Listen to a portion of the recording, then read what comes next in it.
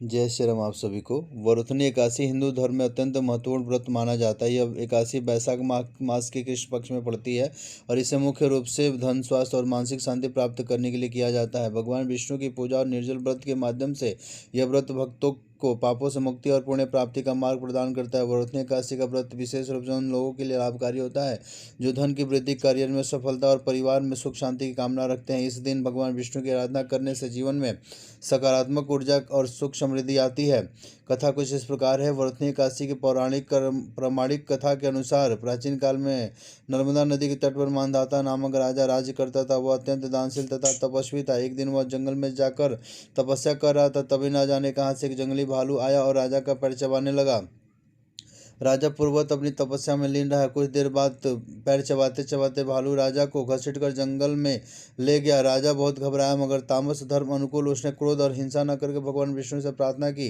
करुण भाव से भगवान विष्णु को पुकारा। उसकी पुकार सुनकर भगवान श्री हरि विष्णु प्रकट हुए और उन्होंने चक्र से भालू को मार डाला। राजा का पैर भालू पहले ही खा चुका था, इससे राजा बहुत ही शोकाकुल हुआ। उसे दुखी देकर भगवान विष्णु बोले, हे वत्स, शोक मत करो, तुम मथुरा जाओ और वरुथनी एकादशी का व्रत रखकर मेरी वारा अवतार मूर्ति की पूजा करो। उसके प्रभाव से पुनः सुदृढ़ अंगों वाले हो जाओगे।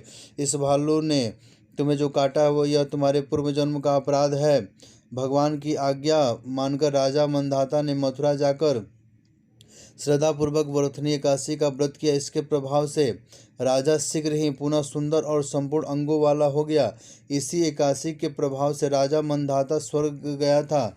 मान्यता अनुसार वरुथनी एकादशी के व्रत से अन्न दान, कन्यादान तथा 10,000 वर्ष तक तप करने के बराबर फल प्राप्त होता है।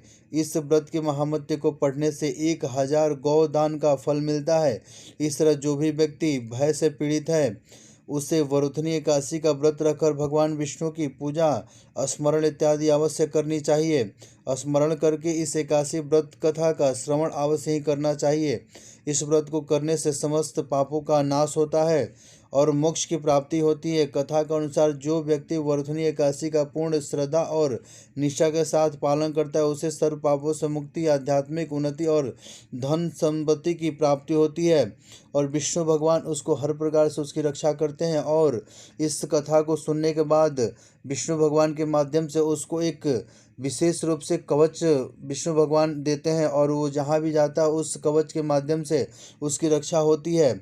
और इस वरुथनी एकादशी को जो भी व्यक्ति तन मन धन से करता है, विष्णु भगवान की कृपा से उसके सभी पाप नष्ट हो जाते हैं और वो भक्त मोक्ष को प्राप्त करता है और उसके जीवन में हमेशा सुख समृद्धि की वृद्धि होती रहती है। जय सिया राम। आप सभी